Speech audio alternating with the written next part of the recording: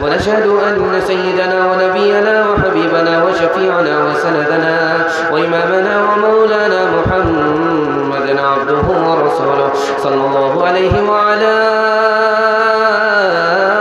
آله وصحبه وبارك وسلم تسليما كثيرا كثيرا. أما بعد فأعوذ بالله من الشيطان الرجيم. بسم الله الرحمن الرحيم. وقولوا للناس حسنا. صدق الله مولانا العظيم. وقال النبي صلى الله عليه وسلم وكونوا عباد الله إخوانا، أو كما قال عليه الصلاة والسلام. سبحان الله وبحمده سبحان الله العظيم وبحمده يستغفر الله. صلى الله على سيدنا محمد صلى الله عليه وسلم. اللهم صل على سيدنا محمد يا رب صل عليه وسلم. उखुवत इसको कहते हैं चुभे कांटा जो काबुल में, तो हिंदुस्तान का हर पीरो जवान बेदार हो जाए, तो हिंदुस्तान का हर पीरो जवान बेताब हो जाए। तदबीर से बिगड़ी हुई तकदीर बना ले, तकदीर बना ले। अपने पे भरोसा है तो ये दाव लगा ले, ये दाव लगा ले। डरता है ज़माने की निगाहों से भला क्यों, निगाहों से भला क्यों। इंसाफ तेरे हाथ है तो इंसाफ तेरे हाथ है, ये दाव लगा ले, ये दाव लगा ले। क्या खाक वो जीना है,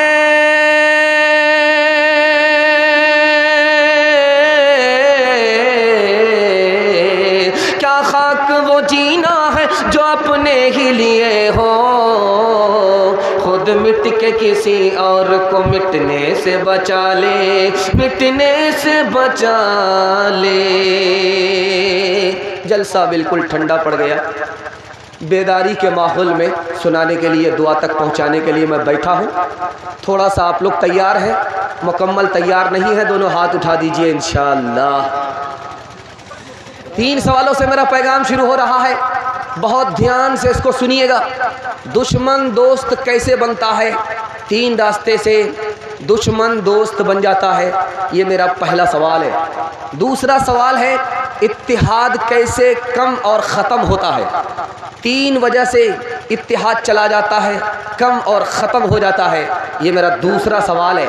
तीसरा सवाल है इस दुनिया में और उस दुनिया में आदमी तरक्की कैसे करेगा? 3 रास्ते से तरक्की कर सकता है, इस दुनिया में भी और उस दुनिया में। दुनिया और आखिरत में 3 रास्ते से आदमी तरक्की करता है। वो 3 रास्ते क्या हैं? इंशाअल्लाह मतलब से पहले दोस्त होंगे, मतलब निकालने के बाद दुश्मन होंगे। हाथ उठा दीजिए। खैर, आप लोग जगह पर आ जाइए, पिंडाल के नीचे आ जाइए, वरना हमको भी ससुराल भेजने में देर नहीं लगेगी। ध्यान से सुनिएगा। 3 सवाल से मेरा पैगाम शुरू हो रहा है। मेरा पहला सवाल था दुश्मन दोस्त कैसे बनता है? आप दुश्मन को माफ़ कर दीजिए, दुश्मन मुसीबत में है मदद कीजिए, दुश्मन से मोहब्बत कीजिए, ताना मत मारिए। ये 3 रास्ते हैं, दुश्मन दोस्त बन जाता है। इत्तिहाद कैसे कम और ख़त्म होता है? 3 वजह से इत्तिहाद ख़त्म हो जाता है। इत्तिहाद बहुत बड़ी ताकत है। इत्तिहाद कैसे ख़त्म होता है? अपने को सही कह रहा है, दूसरे को गलत कह रहा है, इत्तिहाद ख़त्म हो जाएगा। अपना नफ़ा देख रहा है, 10 का नुकसान कर रहा है, इत्तिहाद ख़त्म हो जाएगा। अपनों पर सितम कर रहा है, गैरों पर करम कर रहा है, इत्तिहाद ख़त्म हो जाएगा। इस दुनिया में और आखिरत में तरक्की करना चाहते हैं, 3 काम करने पड़ेंगे। इल्म हासिल करना होगा, इल्म पर अमल करना होगा, इंसान बनना होगा, अखलाक बनाना पड़ेगा। आप मुक़द्दर के सिकंदर होंगे, दुनिया आपके पीछे होगी, दुनिया आपको पीछे नहीं कर सकती। खुद को बड़ा, दूसरे को छोटा समझेंगे, हाथ उठाइए। खैर माशाल्लाह, डिस ब्रेक मार करके आपने सबूत दिया है कि आप दिलो दिमाग से मुकम्मल जलसे ही के अंदर हैं। दिल से दुआ देता हूँ अल्लाह आपकी हर मुश्किल को आसान फरमाए। करो मेहरबानी तुम अहले ज़मीं पर, खुदा मेहरबान होगा अर्शे बरी पर। खुदा रहम करता नहीं उस बशर पर, न हो दर्द की चोट जिसके जिगर पर। इंसान हो तो प्यार में, इंसान हो तो प्यार में ढलना भी सीख लो। गिरने से पहले खुद को संभलना भी सीख लो। गिरने से पहले खुद को संभलना भी सीख लो। गिरने से पहले खुद को तुम बाद में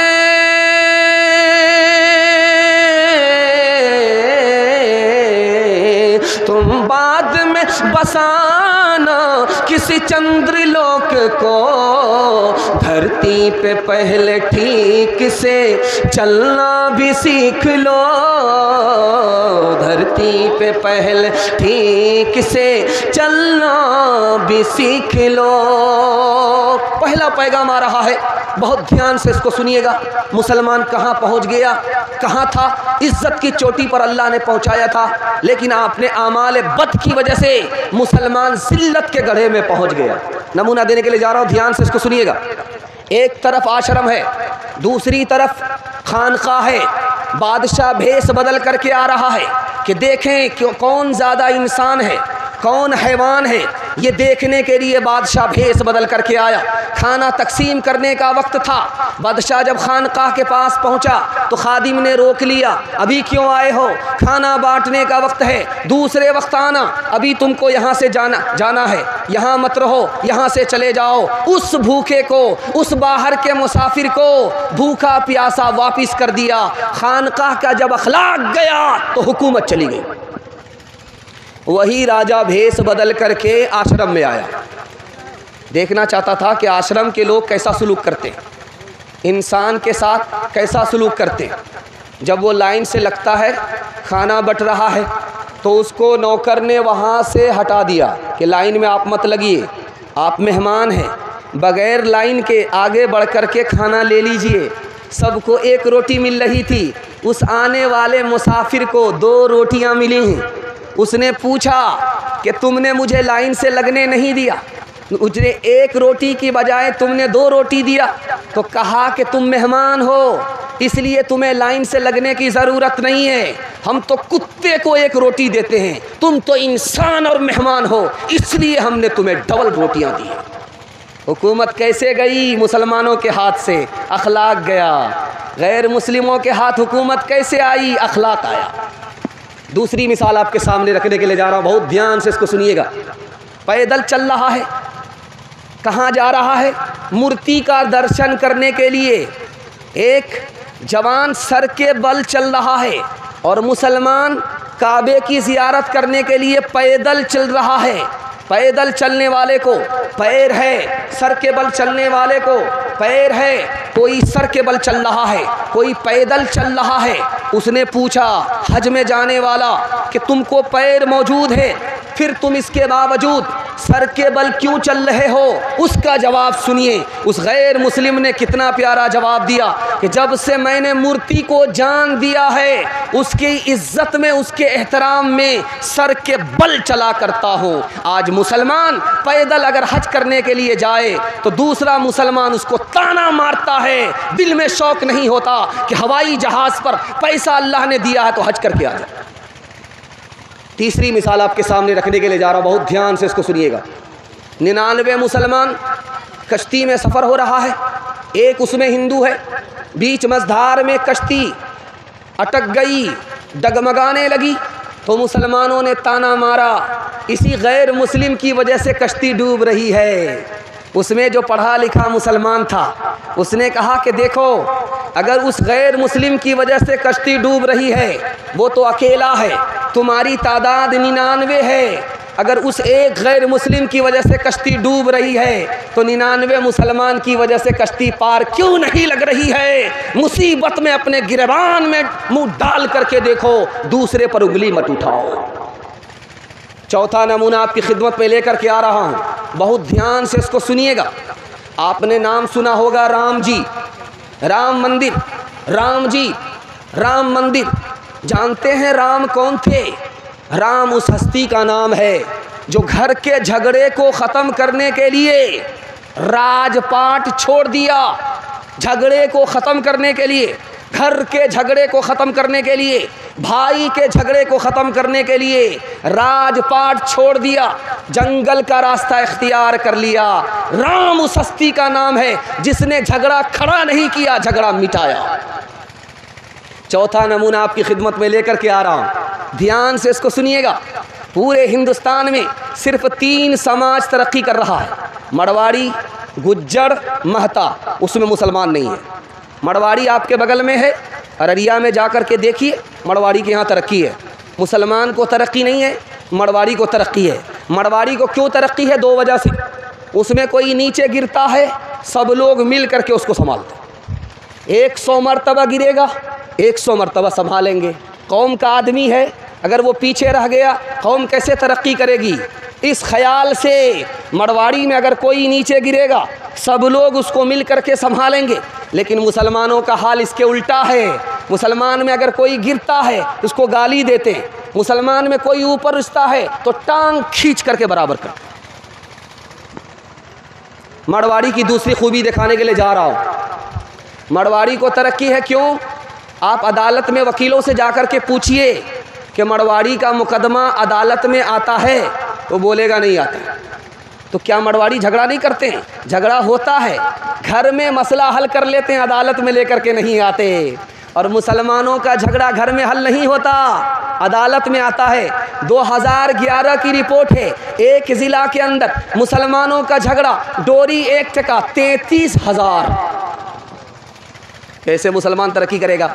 ये आप देख रहे हैं, खुट्टा है, घर में दरख्त लगा हुआ था, 2 भाई का दावा हुआ। एक भाई कह रहा ये मेरा है, बड़ा भाई कह रहा ये मेरा है।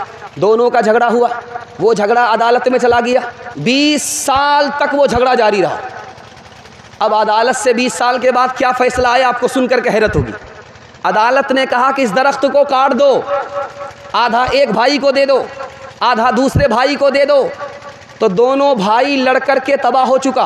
दरख्त कटाने के लिए न इनके पास पैसा न उनके पास पैसा। होश उस वक्त आया जब कोठी बिक गई। मैं गारंटी लेकर के मसनद रसूल से जाता हूँ, आप दूसरे की मदद के लिए खड़े हो जाइए, अल्लाह आपकी मदद के लिए खड़ा होगा। झगड़ा ख़त्म कीजिए, 1 साल में आपको 10 साल के बराबर अल्लाह तरक्की अता फरमाएगा। आप कोकड़ा जानते हैं? कोकड़ा, उसको उर्दू में केकड़ा बोलते हैं, हम लोग बोलते हैं कोकड़ो, लेकिन वो असल में केकड़ा। हर मुल्क का केकड़ा डब्बे में बंद करके भेजा गया, हिंदुस्तान का केकड़ा डब्बा खोल करके भेजा जा रहा। तो हैरत हुई, यूरोप के लोगों ने कहा यार डब्बा बंद करके इसको लाना चाहिए, तुम तो खोल करके लाए हो, सब भाग गया होगा। कहा हुजूर ये हिंदुस्तान का केकड़ा है, कोई भाग नहीं सकता। जो भी ऊपर जा रहा होगा नीचे वाला उसकी टांग खींच करके बराबर कर रहा होगा, ऊपर जाने नहीं दे रहा होगा।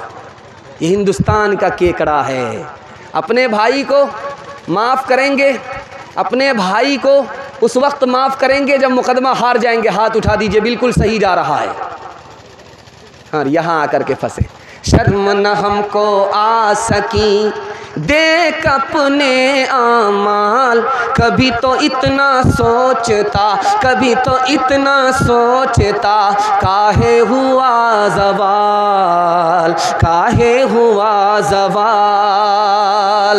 जब से भूला मुसलमान इस्लामी तालीम, उसको दहशत गर्दी करते सब तस्लीम, करते सब तस्लीम। भूल गया मुस्लिम कहीं नबी करीम की राह। मंजिल की चाहत गई, मंजिल की चाहत गई, रस्ते हुए गुनाह, रस्ते हुए गुनाह। तुम्हारा इत्तिहादे बा हमी दीवार आहन था, मुखालिफ एक का जो था वो गोया सब का दुश्मन था। तुम्हारी हिम्मतों का अर्श आज़म पर नशीमन था, तुम्हारे हाथ में आफाक का हर इल्म हर फन था। तुम अपनी हक परस्ती से दबा लेते थे दुनिया को।